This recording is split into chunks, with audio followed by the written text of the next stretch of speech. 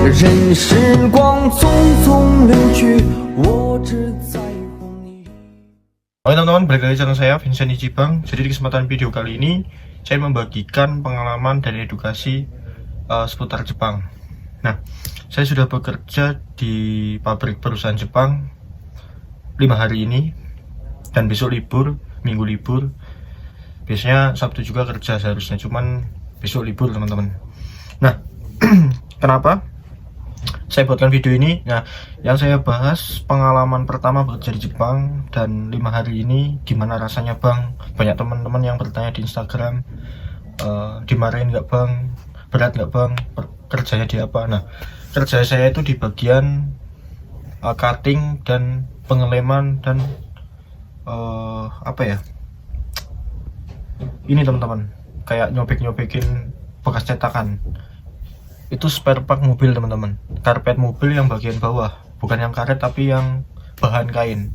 Di bawahnya karpet mobil, asli karpet mobilnya, terus di atasnya kan karet biasa, karpet mobil yang biasa, yang karet, dan tempat saya itu yang bawahnya.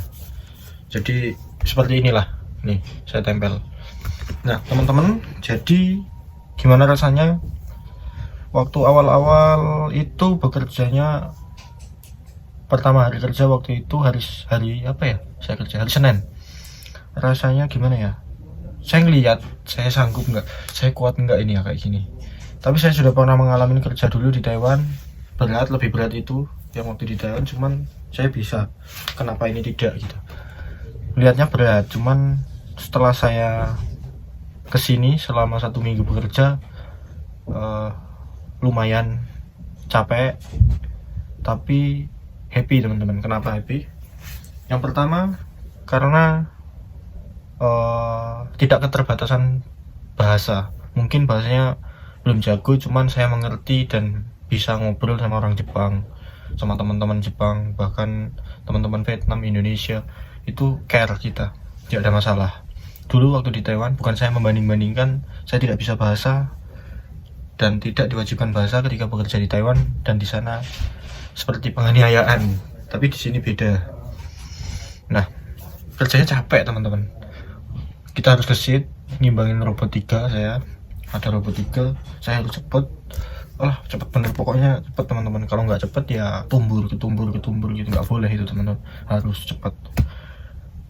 Pertama hari kerja capek bener, sampai sekarang juga capek, cuman sudah mulai terbiasa dengan pekerjaan-pekerjaan di sini.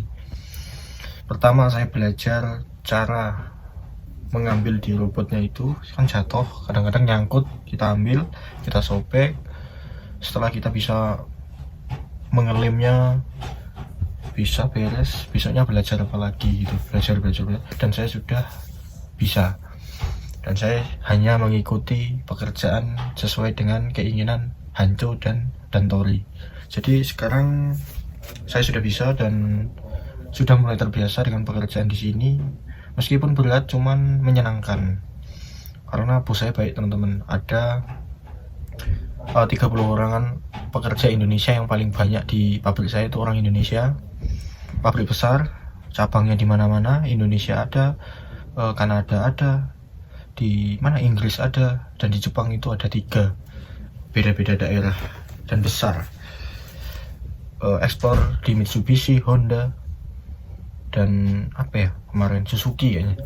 Jadi besar, dan bosnya enak teman-teman. Kayak ada acara belajar bersama, peduli dengan kita para pekerja, terus selalu ikut atau berpartisipasi, kayak lomba-lomba ataupun pembersihan lingkungan. Disuruh belajar setiap hari hari Sabtu. Di sini ada wajib belajar hari Sabtu di perusahaan.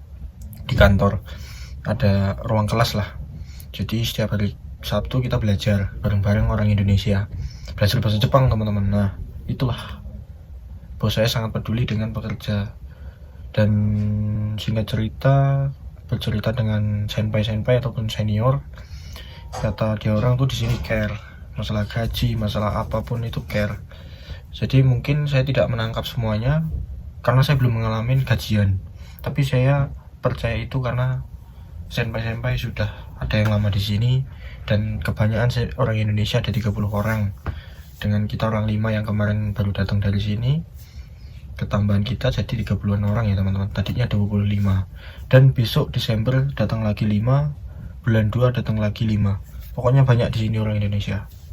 Jadi untuk teman-teman yang mau pergi ke Jepang, siapkan mental, tenaga, dan belajar yang giat.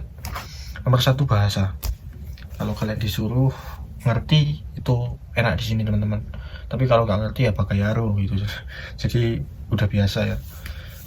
Kalau ditanya udah pernah dimarah belum, Mas? Sudah. Kalau sudah dimarah sudah. Cuman kalau dimarah itu urusan belakang lah, nggak apa-apa. Karena apa ya? Kita ngikut orang, bukan kita bosnya. Jadi ya wajar. Kita salah, ada kesalahan ya dimarah.